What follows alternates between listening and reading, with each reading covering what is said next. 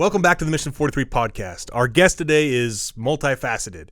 Doug Brock is an Idaho Air National Guardsman, a TAC-P, a JTAC, and in 2020, he was named as the Airman of the Year, which includes all of the Air Force.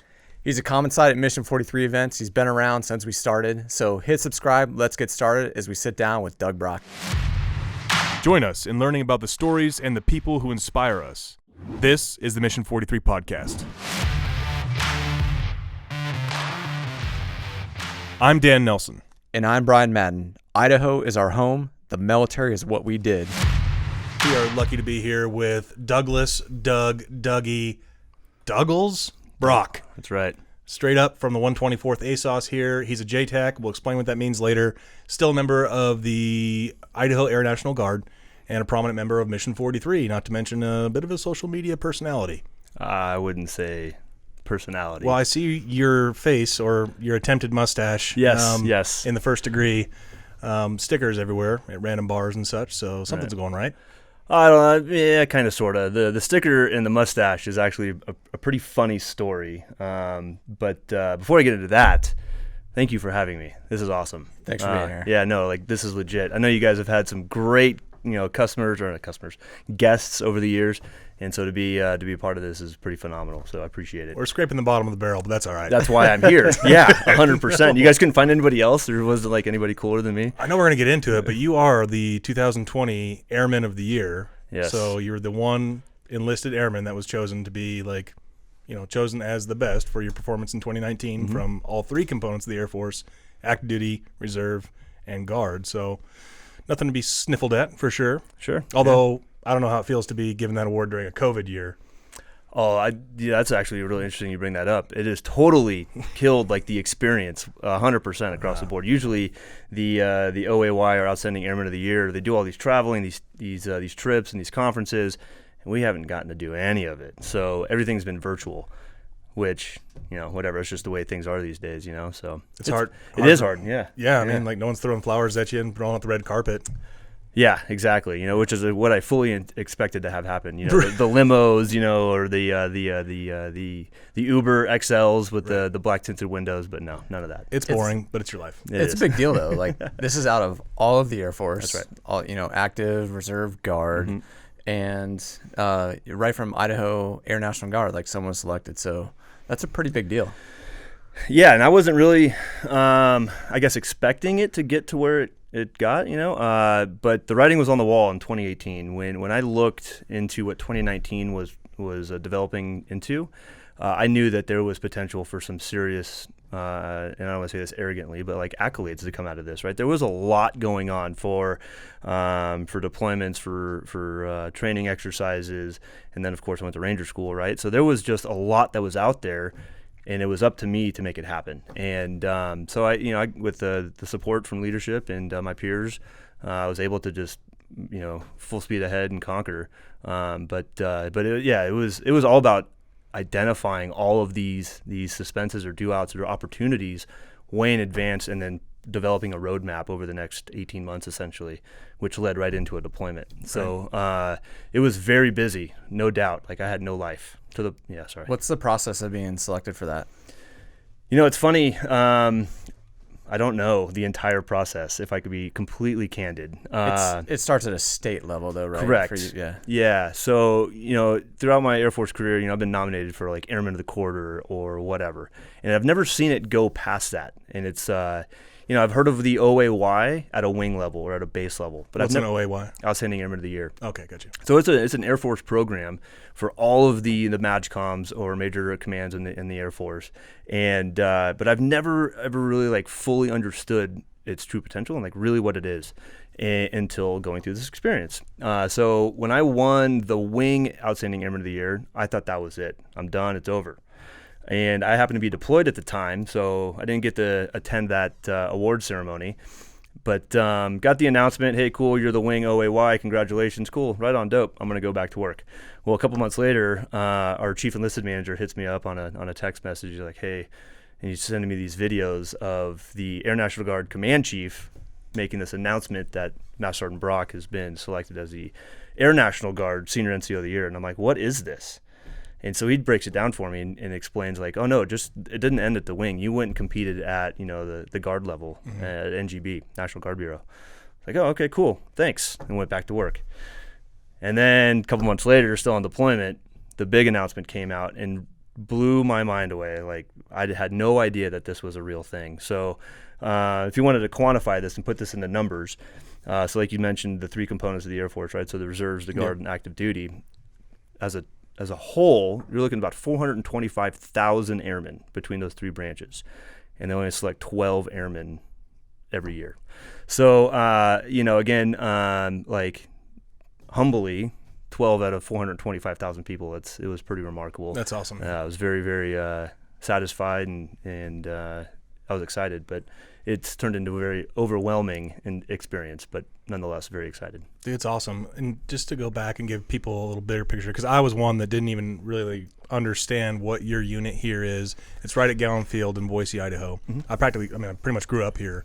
I never realized there were JTACs like in this unit out there in the 124th ASOS. So can you give everyone kind of an idea of, first of all, what a JTAC is? And then second of all, what the 124th ASOS is and what you guys do. Sure. So to kind of back up a little bit, a JTAC is actually it's a certification that the Department of Defense authorizes airmen who earn that certification the ability to advise and assist with close air support. So essentially helping ground movement maneuver elements by providing them close air support from fixed wing, rotary wing, anything that can carry ordnance, even up to electronic warfare and the naval surface gunfire. So the spectrum that we work in for close air support and naval surface gunfighters is pretty wide as a JTAC. But then, we're also coordinating surface fires. We're also coordinating, just a lot of mission planning for any mission that we're involved in, right. Because we are kind of in the know of everything. But since that's just a certification, we're actually what's called TACP, Tactical Air Control Party. So that's our MOS, AFSC, whatever you want to refer to it as. But in the Air Force, it's an AFSC.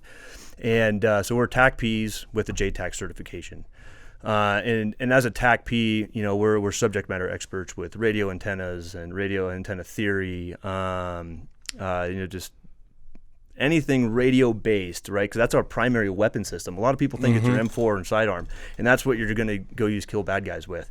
Not JTACs, not TACPs. You guys put warheads on foreheads. That's right, warheads on foreheads, right? And we can't do that unless we know how to operate our radios. Right. So how does high frequency actually work?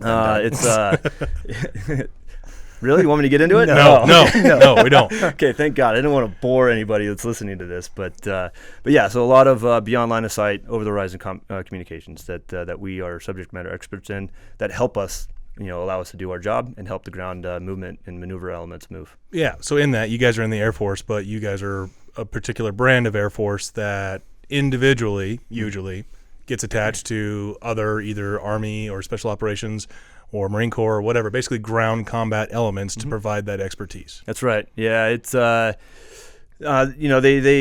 beat it into us literally day one of the Schoolhouse of the Pipeline about team philosophy, team concept of operations, and then it's funny, you go and be in TACP and all of a sudden you're a one-man show and you're embedded with a group of guys you've never met before, and you got to figure it out.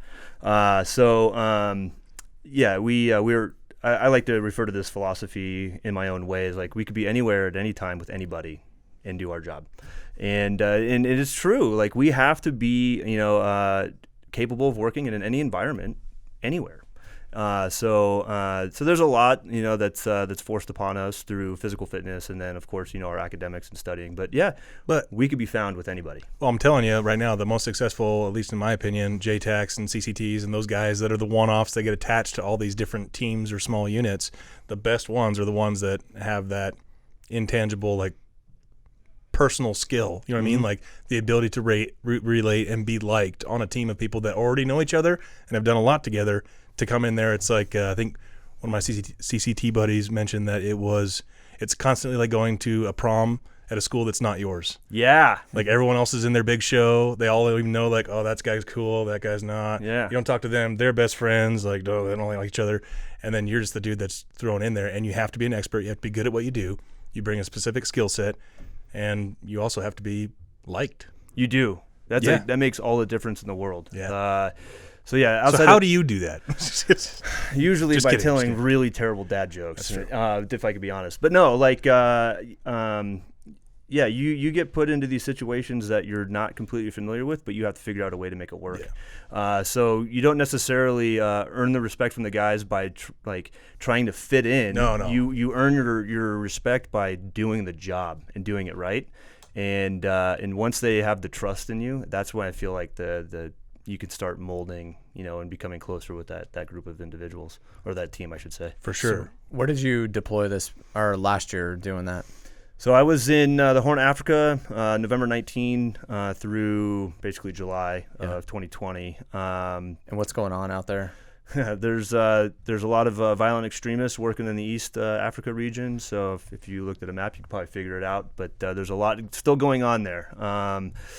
It's a pretty active environment, which you don't necessarily hear about, right? It's funny how much is not discussed about this one particular AO or region, but it's active. So I left in November 19, went to Djibouti, and me and two other guys got embedded with the Army 101st 2 to the 506, as a matter of fact, the Easy Company guys, which I think is pretty cool. cool. A little history. Yeah, a little history there. So 3 total from Idaho Air National Guard. That's right. Went in and then supported active duty Army. Correct. Gotcha. Yeah. What we didn't anticipate happening, and this is kind of cool, is we talk about like getting embedded with guys that we ever know. Well, as soon as we're there, 24 hours boots on ground, one of my JTACs gets put on team with the pararescue team down in Somalia, right? And right away, like we weren't necessarily anticipating it happen, but here we are now presented with a situation where, yo, dude, you're on your own. Go figure it out. Like, good luck, buddy. And like he just moved, did what he was supposed to do, is attack B, and figured it out. But so it just left me and one of my guys in Djibouti, and we had the third guy down in Somalia on a pararescue team.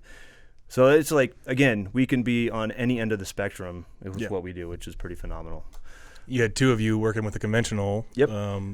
Airborne infantry unit in one country, and then the other guy that went with you got sent over to an Air Force Special Operations unit in a whole different country. Yep. Yeah. And that's typical. And were you the senior enlisted leader there? I was. Yep. Yeah. Yeah, I was. So yeah, we're hanging out there, and we were just doing a lot of training where we were at in Djibouti at the time. There's a couple cool little ranges and shooting ranges and cast ranges that we can go play in. But so we're attached to what's called the IRF Company in Djibouti, and it's the East African Response Force. And this is a 100-ish man team, and just the 1 or 2 of us JTACs are supporting this little unit. Well, What's that unit's role? Yeah, the whole purpose of the IRF Company was to provide embassy security, so to prevent like a Benghazi 2.0, if you will. So we were always on alert for embassy response or security, and lo and behold, January 5th, 2020, we get alerted. And it's super early in the morning. It's about 7 a.m. And I hear the announcement go off, and I fall out of my bunk, and I'm like, "Oh man, is this real? Is this really happening? Like, what's going on?" So I throw my shit on, and I run out the door. And of course, the way the camp is set up, like my other JTAC is way on the other side of camp, and I'm all the way over here, and we can't find each other. We're both like crossing paths and all kinds of stuff. Well, come to find out, a camp in Kenya had gotten attacked by some extremists down there, right? So they brought the fight to the camp, and it went sideways pretty quick. For a solid, probably 12 hours. There was some pretty good stuff going on. I shouldn't say good stuff, but it was pretty active. This is the Manda Bay? The Manda Bay incident, yeah. Yep. So we get alerted. We're put on standby because they're trying to figure out, the senior leaders working in Djibouti are trying to figure out how we're going to respond to this. This is in an isolated airfield out in the middle of nowhere in Kenya. And unfortunately, during the attack, an airplane was hit that was on the airfield. So now they're trying to think about infill techniques. How are we going to get guys there? Yeah. There, as the crow flies, we're 1,000 miles away. It was a U.S. airplane, right? And there's like 3 people killed? Right, US yeah. Okay. Yeah, two contractors and one soldier, one Army, I don't even know what he did. He worked on the airfield, some airfield manager kind of guy. So it's hot, it's live, this is real. And all of a sudden, we just go from doing some training in Djibouti to no shit, we're going into this environment. From tanning to having to straight up. And I had a really good base tan going, if I can be honest. But it was everything that we had been training for and thought about and talked about and through all of our scenarios and everything. And the infill technique or tactic was very different than what we were used to. Usually it's like we're going to drive into something and figure it out. This was, hey, you're going to get on a C-130, you're going to fly in under night, under darkness, into an airfield that's potentially occupied by enemy or hostile fire, and we don't know what's going to happen when you guys get off the airplane, if the plane even lands. We're like, well, shit, here we go. So we ended up infilling and met with the MARSOC guys that were in town, and there was another special tactics unit that was also at Kenya. So they handled the situation appropriately and mitigated a lot of the threat that was going on. And then we got there, and then controlled or seized the airfield for the next 2 weeks, and then created a foothold in the stronghold, if you will. So it's pretty crazy to think. So just Idaho Air National Guard dude, in Boise 2 months later, part of responding to the Manda Bay attack and being an integral part of that. And so you were controlling. So I'm assuming a ton of air assets started rolling in. Yeah, we after did that. Yeah, everything in the commander out there, the AFRICOM commander, any asset that was flying got pushed to RAO. And so you were controlling, talking to these. Yeah, that's pretty cool. It was like, wow, I'm actually doing my job. This is nuts. Holy shit. Was there anything you were not prepared for, or you wish you had trained better for? Well, it's funny, you don't know the answers to the test, right? So how do I study for this, or how do I plan for this? And the best answer, in my opinion, is that you just continuously apply yourself to anything that any scenario or any what if. Some of the best training that I got isn't actually going out necessarily and doing the job. It's literally talking to guys with experience that have been through those situations that they didn't expect this to happen or whatever, right? And so you just you learn from them as you have these conversations, and no shit, being down range, just talking, before I deployed and talking to guys about them being JTACs in previous roles, you remember some of these conversations and you start applying. It's like, oh man, this is how I get imagery, and that's something that a lot of guys, that's something as simple as getting maps. Yep. And it's like, dude, I need to get imagery. I remember from this conversation to go talk to this dude, and that I made it work, right? And then all of a sudden, now the ground commander that we embedded with was like, I have maps now. Holy shit! And now you just bridge that gap. Now you're an asset. Now you're to a the people huge you're asset, right? Yeah. And it's not just controlling air assets, but it's also a capability other capabilities that we can provide. So. Can you describe when you're saying controlling air assets, what is that? You're talking on the radio to the pilots, and what's happening? You're really just you're developing the situation and the scenario for the air assets. You're giving them tasks. You're giving them responsibilities in the air, things to look for based on what the ground commander wants, right? So you have the ground commander, and then you have his boss. Who's two-dimensional. Yeah, right. All he thinks is the ground. He doesn't think anything above 200 feet AGL. Yeah. He is line of sight, and that's all he thinks about. Not all GFCs are like that. Oh, is that right? Well, this one in particular, Gotcha. very nice guy. But then you have to paint the three-dimensional picture. You've got Yes. aircraft operating and basically doing with the GFC, helping the GFC be successful. And playing a giant game of Battleship. We're Yeah. constantly battle tracking where all your maneuver pieces are in a three-dimensional battle space because, as people can imagine out there, you're dropping a bomb on something, you need to make sure that all the good guys are in the right spots. Yeah, so battle tracking, both enemy and friendly, is a huge part of our job, right? So, so having the air assets on station helps paint that three-dimensional picture where we can see beyond the airfield, beyond the camp, and we can look in surrounding areas and see what else is out there. Yeah. Just scanning for certain threats that may be present, or just other friendly locations that are out there that maybe we didn't consider. So once I collect all this information and I start providing it to the ground commander, he can start making, or she can start making, more informed and educated decisions on how they want to approach a situation, right? Right. So, yeah, it's bringing a lot more to the fight, other than just talking to an airplane. It's really it's a situational enhancement, or enhancer, if you will. So. I think what's cool too is a unit that is typically deploying. They're deploying as a unit. They're loading up. ISUs, and they're going over with all their stuff. Like, you're literally rolling with your 3 bags, a couple Pelican cases, Yeah. and you have to have all the tools to do your job in those 5 bags. Is there Yes. anything you forgot? Oh man, I certainly didn't bring enough chew. That's for sure.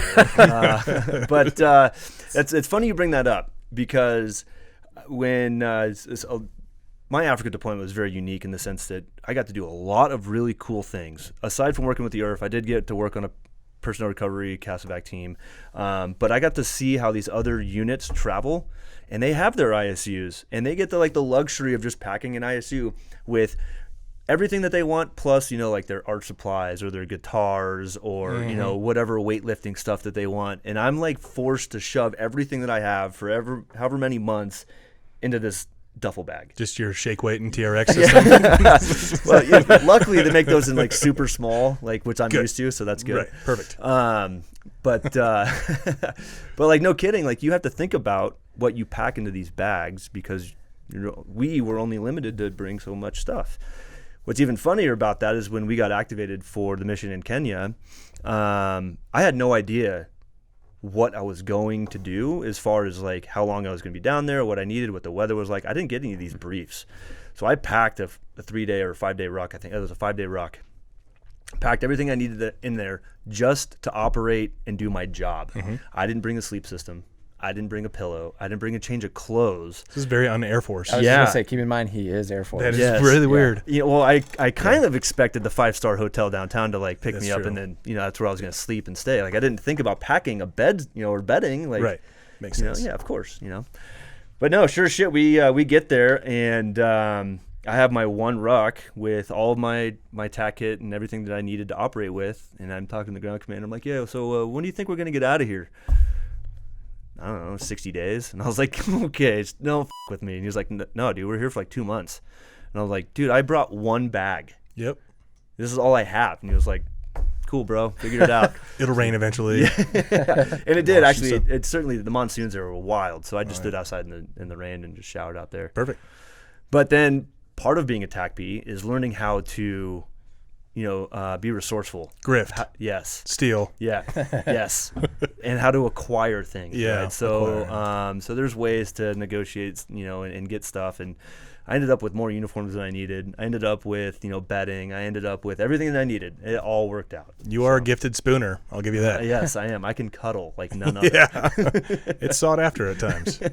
Well, so how long, I guess, did that actually last for you then? So did it last the full 60 days? No, we were able to reestablish the airfield and take that over. We, my other JTAC that was with me, we were landing C-130s with resupply for physical security stuff. I mean, engineers, tools, equipment to rebuild that airfield. Not to go into the whole dynamic of what that airfield was like, but it was not secure, right? Which is how it was attacked, right? So anyways, the aftermath is they're bringing in 2 to 3 C-130s a day with all of this stuff for 2 weeks, and they're just loading shit. And so we not only were controlling the airspace and for ISR or for even CAS, but we were also landing cargo planes on this airfield. You're an air traffic controller. Yeah, we essentially were. We own the air. Like anything that flew into what we call RAWs, anything that flew into our airspace, we owned. So we spent 2 weeks there. They're downloading all these cargo planes with HESCO barriers and all the works, and they started rebuilding the airfield. And then eventually it was like, all right, we don't need the JTACs anymore. You guys can go home. So myself and I and my partner got back on a C-130 2 weeks later. Went back to Djibouti and hung out for about a month or so until the next thing happened. So what is it like? It's particularly interesting as a guardsman, at least in my opinion, because you're coming not from a base. You're not surrounded by people that are all like you. Families are not all going through the same thing of deployment, coming home, deployment, coming home. You're here in Boise, Idaho, and you live and you're friends with and interact with all these people that are no clue about the fact that you're about to leave for 4 to 6 months on this trip. What was the experience like coming home and expressing what you had just experienced during that trip? Well, I will tell you right now that my welcoming home to Boise was right in the middle of the pandemic. So it sucked. Nobody. I mean, granted, there was a few people from the ASOS that showed up, which was great. I didn't expect everybody to be there, considering the circumstances, of course. But immediately went into a 2-week ROM when I came home, was isolated from everybody, couldn't see any of my friends, couldn't see any of my family, nothing. And I'm stuck in this hotel room that I was forced to stay in, literally just spinning in circles. And then finally I come out of my ROM, or my restricted movement, and then go into my leave. And it was a hard transition. Like I didn't get the social interaction that I wanted to. Plus, I mean, for as cool as the deployment was, it was also not cool, like, so there was a whole lot that I wanted to talk about. I just wanted to take a break, between 2019 and everything I did that year to get the OAY award and then go right into a deployment. It was nonstop for a long time for me. And I just wanted to fucking shut down. Yep. But I will tell you that I work with some amazing, amazing dudes that I'm surrounded by greatness all the time. And, personally and professionally. And these guys they've been great. They've been a phenomenal, support structure. But I think that's because they were also deployed and they've also been in downrange and they've been experienced. And that's what's great about our guard unit, specifically the ASOS, is that you have a tremendous amount of experience where guys have been through these things and they know how to help each other. Yeah. And you need that. As far as the community here, I've never lived in a more military-friendly community. No, it's not that military-friendly, but even in the most patriotic and supportive community, at least in my opinion, it's still possible to have guys feel completely isolated. Mm-hmm. Because it's one thing to have people that genuinely say and mean thank you for your service, and like you said, someone else that actually has that experience and can kind of feel what you need at that time and place. You know what I mean? They just have no idea that guys like Doug are going out and doing these things and coming home and integrating back in the community. It's true. And a couple days later, none clue. They don't know what to expect either. Like, oh, your job is to, and at least a large part of your job is to drop bombs on human beings that are trying to kill friendly other human beings. Right. And that kind of is off-putting to some people, or they don't like to think about it. Yeah. Well, I mean, kind of a side note is that I generally don't tell people what I do in the Air Force. Yeah. I just don't, because most people don't want to hear that. If I had to sum up what a TACP JTAC does, we blow shit up and kill people for a living, right? That's what we train to do. Not to say that I've personally done that as a JTAC, but that's what we train to do. That's what our job is. And it's not very easy to pick up a chick at a bar telling her that's what I do, right? So I come up with something very You're hanging out at the wrong bars, my friend. Maybe that's where the dad jokes come in. Tell us about that. Is. Straight up. Yeah, how did this start, man? The dad jokes? Are you a father? No, not that I know of. Okay. Yeah. So what's your obsession with dad jokes? Because, I know why I'm obsessed. The obsession with dad jokes, the cliche, like, right up front answer is I legit love making myself laugh, right? So I find humor in just finding puns and everything. But there is a long story of jokes that resonates deep into the Brock bloodline, right? Yes. So I grew up with a father who's a retired construction worker who worked on the job site, telling jokes with his coworkers all day long. Jokes that I cannot repeat today, right? We just beep them out. It's fine. No, yeah. But as a young man, after he'd pick me up from work, he'd tell me all the jokes he heard on the job site. Nice. Yeah, the next day. I'm sure your mom was so pleased. Well, she didn't get to hear him. But the next day I'd go to school. I'm 7, 8, 9, 10, 11, 12 years old, and I would repeat these jokes, and I have no idea what these jokes mean. Yep. None clue. But every day my buddies were like, "Hey Doug, what's tell us a joke from yesterday that your dad told you, blah blah blah." So then I would just turn into the joke guy and just start telling jokes. What do you do now? What is the So because of the history of telling jokes, a couple years ago, 3 years ago, I think, some very, very close friends, some of my best friends from home in California, sent me a dad joke calendar in the mail for Christmas. They were like, "This is perfect for you. We think you're going to really like it." And so I was like, okay. So I'm going through it, and I think it was January 3rd. Finally, this thing just clicked in my head. I was like, you know what? I'm going to turn this joke literally back on them, and I'm going to tell a dad joke every day this year from this calendar to piss them off. Because, I don't want to just look at this thing every day and have it for myself. I want to turn it around on them where they're just like, what are you doing? You did this on social media? Yeah. So I just went right into it, right into Instagram, just started making dad joke videos. And no shit, my friends are like, yo, dude, what are you doing? Is this going to happen all year round? And I went, yes, it is. Are you doing it every day? I did as often as I could. I would get in and make my video, which is way more time consuming than you would imagine. But I had a lot of fun doing it. And so when I was in TDY or if I wasn't traveling for work or deployed, I would do my best to put out a dad joke video. And then here we are 3 years later, I'm still doing it. So it's You kind of have a bit of a following now. yeah, kind of, sort of. I don't know. I don't know. A bit of an unfollowing, perhaps. Yeah, a lot of people are like, this guy's jokes suck. Delete, unfollow. So What's the Instagram handle? Douglas_Brock. Okay, well, And you can't We'll throw in the show notes on this. miss the Instagram face because it's this stupid sticker. tell us about that. What is that right there? Okay, so the sticker. So first of all, this is my passport photo ID that I Okay, that's that which is even more funny. But anyway, so I'm deployed. I'm in Africa, Yeah. and I'm designing T-shirts for our deployment. But I started. Another JTAC responsibility, but Yes, it is 100%. That and the Snacko, right? Yeah. So I pulled up this picture on Photoshop, and I'm just editing it just to see what I can do. I'm very unfamiliar with any computer Pictures of stuff. himself. Yeah. right. Let's get a picture of myself and edit. Yeah. Well, Perfect. what else? Do it is all the supposed to- time. Yeah, right. I have a 6-pack. 100%. I have a better looking mustache in my other pictures. I knew it. Yeah, Airbrushed.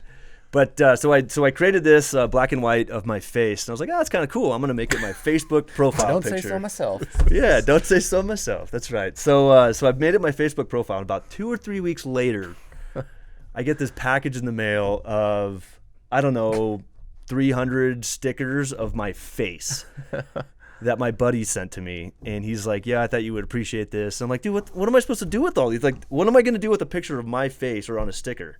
He goes, I don't know, you'll figure it out. Yeah. So I started just placing them around, and people showed interest in a sticker of my face. I'm like, this is you're pulling my leg here, right? Even people that didn't know you? Yeah, like on. Well, it's very Bill Murray-esque. Yeah. I've gotten a lot. Ron Swanson, Bill Murray. I've gotten. Oh, dude. You know. Don't put your mustache in the same realm as Ron Swanson. Sorry, We will stop this podcast right now. I just threw that in there to see what kind of reaction I would get. But I've gotten some like awful porn star stash comment. The list goes on and on. What does DOPE stand for?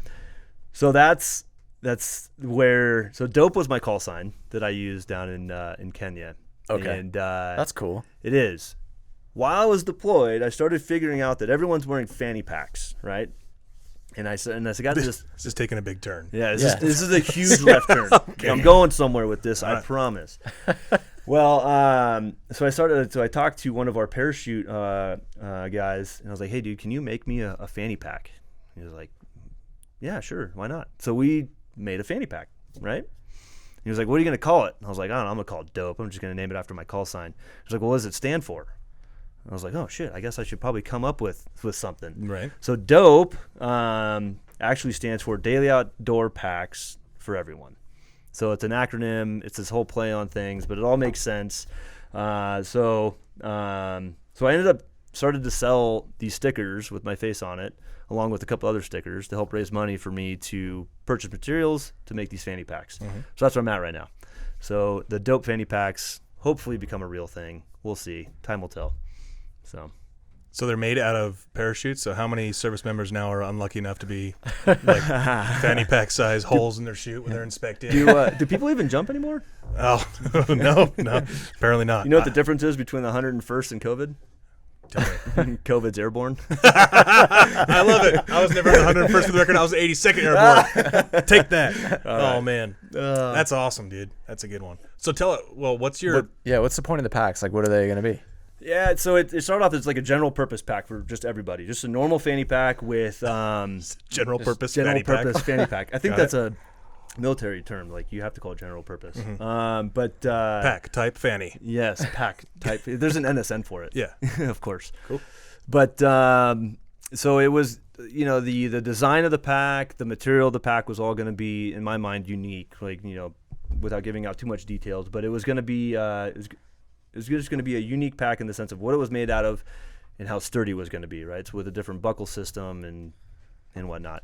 But then I started developing these ideas, and I was fortunate enough to go through the entrepreneurship course where I literally did what we call a pivot. And I pivoted, and into the sense where instead of just doing a general purpose pack, I'm now doing a first aid or emergency pack. Very cool. So it's the first aid kit it's a fanny pack built around a first aid kit for your outdoor enthusiasts, the guys that go hunting out in the backcountry. They have a first aid kit. There's some things I need to work out and figure. There's still some Q&A with like no shit hunters that give me some feedback on. But that's kind of the direction I'm going with now. So you developed that in the Mission 43 Entrepreneur course? I did. How was that experience for you? Oh, it's great. Again, like working with like-minded people who all have the same common interest of starting something from nothing and seeing where it goes, right? And what's great about that is you can bounce ideas, you get great feedback, you get real, honest, raw feedback from people. So for me, it was a great experience because I've never started anything like this before, ever. Right. This was all an idea that just came to mind, and I wrote it down on a bar napkin, if you will, and I just wanted to see where I can take it and see how far I can go. But then when I got to the course, it like presented all of these other like real things I need to consider. And networking, is huge. The people and the people that are in this community that are willing to help. But then also just like the experience of starting a small business or a side gig or a side hustle, whatever you want to call it. There's so much to be learned, and I thought I knew quite a bit, but no, I didn't. Who would you recommend that course for? That's a really hard question. It's anybody that's like has an idea that is afraid to maybe to push the envelope a little bit. Like maybe they don't know where to start. They don't know what to do. That's literally the position that I was in. I had no clue. Very cool. And I signed up for this strictly for the idea, for the thought of like, maybe I'll learn something and I can take something out of this. And maybe it puts me in a direction, or maybe it gives me an idea, like a pivot. Yeah. And that's exactly what happened, right? So had I not taken that course, I don't think I would have pivoted. I don't think I would have come up with this new idea, right? And so for anybody that is struggling with making a decision, first of all, make a decision. Just go take a class, sign up for the entrepreneurship course, whatever the case may be, but get out there, meet people, learn. You never know what can come out of it. 100%. Well, what's coming out of it for you right now? Because that was fairly recent. It was, I've been introduced several people. So my thing right now is finding somebody that can help me either make the pattern, make the template, sew the pack, make the damn pack, right? So I've been given a number of names and resources that I can go to. Right now, it's just personally I'm just finding time to do it because I am very heavily involved in my unit and what I do with training and whatnot. So it's just setting aside some time to network with these people and say, this is my plan, this is my idea, how can you help me? But that course led me to these people, right? So I would have never known without that. That's cool, man. Yeah. Other than starting a business, being so busy that you're Airman of the Year, going to schools that Air Force guys don't typically go to, like the School of Schools, Ranger School. The one and only, all the way. Did you recycle? Nope. 62 yes. 62. 60, good job. Was it 63 for you when it was harder? It was 69. Actually, it's funny when I was in swamp phase at Ranger School. You get to stay in the barracks for a few days, and they actually have bathroom stalls, and everybody's got a Sharpie and everybody's an artist, and they're all drawing in there, right? Well, how many dope stickers are in there right now? No dope stickers. However, but everyone likes to put their like sob stories up there. Oh, I recycled Benning phase 6 times, or recycled mountain phase 3 times. Oh my god! Yeah, or I recycled swamp. Ranger School for 2 years. Yeah, literally. I know. Yeah. And in my sick humor, I was like, well, dude, I literally want to write up here right now, U.S. Air Force JTAC 62 and through. But it would have been very obvious who that person was. Yeah. So I decided not to. This is cool though. So you as a JTAC, and typically Air Force are not going through Ranger School. Is this something new, sending JTACs into Ranger School or even Air Force going? So since the existence of Ranger School in 1955, I think is when Ranger School started. There's been about 330 airmen that have graduated since. No way. Yeah, I'm 310, according to the books. Really? Yeah. Huh. So it's not very often. Yeah. So yeah, I certainly pride myself on it, right? I'm very proud of going through the school and learning Not recycling. and not recycling. You know, the only thing that I'm used to recycling is plastic and aluminum because I'm from California. So There you go. not Ranger School. Perfect. Sorry. but yeah, like the school was great, but it's not. I don't think it's a very common thing for Air Force to go through Ranger School. So it is essentially the premier leadership school. It certainly is. What kind of leadership lessons did you take away from that? You know, the ability to, well, one, learning about yourself and what you're capable of. Like, how much can you endure and keep going, right? And that, if as a leader, I can go down all kinds of different rabbit holes here. The biggest thing is in those austere environments and those just unfavorable conditions, but still having the mental fortitude and you know, the resiliency to continue pushing forward, because dudes are relying on you, or gals are relying on you to get the job done. So it's being able to push through those really, really uncomfortable situations and continuing to not only take care of yourself, but take care of everybody else as well. And that's a big deal. And it's funny, you know, I talk to guys all the time about this, how these stressful situations that they're put into, and I'm like, well, let me tell you a story. You know, it's really not as bad as you might think it is. I'm not saying that Ranger School is terrible, but it sucked. Mind me asking how old you were when you went? Of course. I was 35 years old and I went through Ranger School. Nice. Oof. 35. I was a young buck. Yeah. But there is something to have been said about that, and I think it's very important for young guys that I work with to know that, like, you can keep going. You have a lot left in the tank, even for older guys, right? Just age is just a number, and that's just a hurdle. It's an obstacle. But if you can wrap your mind around that's just a number, and that's not a showstopper, the possibilities are endless. Like, you can do anything, right? So would you do it again then? absolutely not. What? No, I got hung up on the chair there. No, Ranger School, I don't know, maybe. I would do TACP Schoolhouse again. I don't know that I would do Ranger School again. Although I did the infamous weight loss program with Ranger School, right? So I went How much did you lose? I lost about 30 pounds. In 62 days. Yeah. So, and I went through RTAC right into Ranger School, so I had no break. Straight through. Yeah, so 2 weeks of RTAC and then 62 days of Ranger School back to back. It was a ball smoker. Yeah, man, you get to experience the little animal inside, kind of like you're saying. I think the leadership lessons are, I mean, seeing your own little animal, seeing other people's animals when they get to that point of sleep deprivation, physical exhaustion, and limited to no food depending on the day.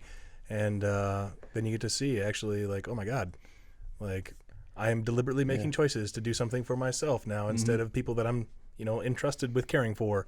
It's interesting, and you don't get those opportunities much in the real world until you actually do it in the real world. Yeah. Right. And in your case, you're representing kind of something bigger than yourself too. There's not many Air Force guys going through, and you better do well when you're So you're in that position. That's funny too, because it literally got to a point where, like, every day I'm like, dude, why am I here? This is absolutely ridiculous. Do I really need to be at Ranger School? Yeah. But it did turn into that, like, bigger than me, bigger than anything else that I could imagine. I am literally representing the Air Force. I'm representing the TACP community, and I need to know shit. Like, I need to represent. Yeah. And that's what it kind of came down to, you know, so. But it is amazing how much you can actually do under those conditions. Like, with that little sleep, that little eating, you're still very, very capable of doing things. Dude, everyone treats their bodies like, I don't know, Ferraris or high, you know, super, but we're all dump trucks, man. We're like old 1980s, like Ford pickups. Yeah. Like, you can put in a lot of crap and they can go through a lot of crap, but not a recommendation for everyone out there in their daily lives. Be healthy and stuff. Do you feel like you have a sense of responsibility having a Ranger tab now in the Air Force when that's seen? Is there something that goes along with that? Yeah, and that's not just even the Ranger tab. That's with the OAY, you know, award. It's being a senior with your NCO, Mission 43 hat. The Mission 43 hat. Yes, that's I mean, huge, right? Everywhere I go in Boise, everybody's like, "Oh, Mission 43." But yeah, I would say with all of those accomplishments of 2019, there's a lot of weight on my shoulders. Like, I certainly have to act and perform at a certain level, which is not a problem, but it does ask a lot for sure. Yeah. So what's the next challenge then? I don't know. So that's funny too, because going through TACB school, I was like, cool, I made it. What's next? Made it through Ranger School. Like, dope, I made it through Ranger School. What's next? And I don't know where I'm at right now. I'll be totally honest. I don't know what I want to do next. Not just professionally, personally too? So I've kicked around the idea of writing a book. I started taking notes, now putting pages together and stuff. Were you attached with the SEALs at all while you were down range? How about that, right? Just wondering. No, no, I attached with the SEALs. I'm not going to say anything. It's something, yeah. something just came to mind. No, I'm not no, going it's to say too it. easy. Yeah, it is. But no, I don't know. I thought it'd be cool because my life is not summed up between 2018 and 2020. Right. There's so much professionally in the military career and the civilian career that I've accomplished, and so much that I've been through, that I think there's a lot of people out there that could probably relate to and understand, and it'd be like, dude, I can totally get this guy. Or maybe I can throw them some words of encouragement and some inspiration, and then they get motivated to go do whatever the hell they want to go do. But yeah, no shit, since about 1 year old, since I can remember, if you will. But no, I've been through a lot in my life, and I ended up making it here. So, and this isn't the end, but it's definitely just worth showing to people that things suck, the road gets hard, but you just got to keep pushing.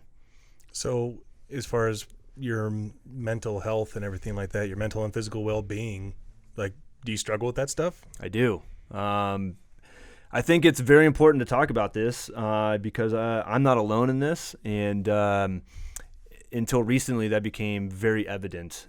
So I struggle with my 4 deployments. I struggle with just personal stuff, but I made it a point to seek help and go talk to somebody. Good. I think a lot of people, not even in the military, just people in general, just deal with shit.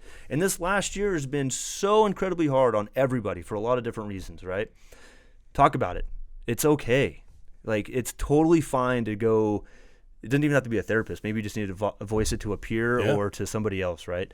But it's how you manage it. It's how you identify it, recognize it, and then come up with a game plan to fix it and make yourself better. Which is where I'm at right now, and surrounding yourself with good people is, I think, makes a huge difference. It's amazing. And I go back to my previous comment about being surrounded by greatness. Like, the guys I work with are phenomenal. They really are. And in the last 2 months, they have literally grabbed me and thrown me to the wind, like taking me outside. Let's go do stuff. We're going to get you involved in this. For the first time, I went backcountry skiing, right? Like, because of the guys at work.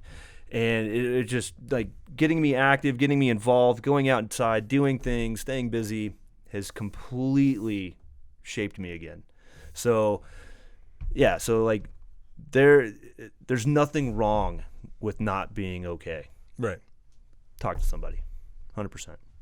And you're saying, like, physical activity for you is key. Yeah. So when I was in my mid-20s, I've done 3 tours by that time, and my escape, my way out, my therapy, if you will, was trail running. And so I started getting into a lot of running events, which has led me into, I don't know how many marathons and ultra marathons when I was a younger guy. Boy, do my knees hate me now. How old are you now? I'm 37 now. Oh, yeah, I'm a young buck, right? yeah. But yeah, if I have to be doing physical stuff, that to me is my release. I have to be actively involved or engaged in something. And I've been that way my entire life, just growing up doing sports and stuff. But I absolutely feed off of doing active things. So you got the M43 miles challenge going on right now. I do. And 43 miles in the month of April. How's it going for you? Well, apparently 6 days in. Some what people, do we have? I don't know, probably like 12 miles maybe. Some people think you need to do it in one day. Overachievers. Yeah. Okay. He knows who I'm talking about if he ever listens to this. He's done it twice now. Chief I Furman. know. That's impressive. Calling him out. Yeah. The chief of the ASOS. He is. That's awesome. But yeah, and that's the other thing. Like, being exposed to Mission 43, like the events, the socials, the competitions or the runs, it's been phenomenal. So if there's any veteran listening to this that wants to get involved, I highly recommend joining you guys' network. Like, it's great. It's been cool. You've been around for a long time, always at events, and just a great personality there. So we totally appreciate all you've been doing with us. Yeah. Well, I moved here on my own. No family or friends here when I moved here. Yeah. And I learned about Mission 43 like right when I got here, and it was a saving grace because I started meeting all kinds of like-minded people. Yeah, like straight up, like 100%. Yeah, I love it. How long have you been here? I moved here, so I joined the unit in 2015 March, but I officially moved here in September 16. Yeah. So. Yeah. That's legit, man. You took the jump. You're doing like the Idaho after the military, but you're still in it. Yeah. I didn't know what the path was going to provide, but I just kept following it. So. Well, we're damn glad you're here, and Oh, thanks yeah. for being here for this podcast, and thanks for being just a part of Mission 43 as a whole, and thanks for being willing to tell your story, man. Because I know some people are all happy to hit the wave tops, but when it comes to actually some more serious stuff and the reality of the situation of just being in the line of work that you're in, not always willing to do so. So really, truly appreciate it. Yeah. Before we go, can you look me in the eyes I don't and know. tell me your best dad joke? Oh my! I had a feeling this was happening. The best one. I don't know if I have the best one. Your favorite. Well, okay. Well, this is the first one that's going to come to my mind. Why can't a nose be 12 inches? Why not? Because then it would be a foot. I could go on and on and on. You know what I mean? But that's the first one that came to mind. That's perfect. Yeah. Okay. On that note, thanks a lot, Doug. Thank you, We're sir. looking forward to seeing Likewise. your future and hopefully being right alongside on that ride. And you got a bright future. So thanks a lot. Thank you. Appreciate it, gentlemen. Thanks for having me. Thanks for joining us for the Mission 43 podcast. Our purpose is to provide you opportunities to lead, learn, and inspire throughout your Idaho communities. We want to hear what you thought. Like, subscribe, or leave a comment below.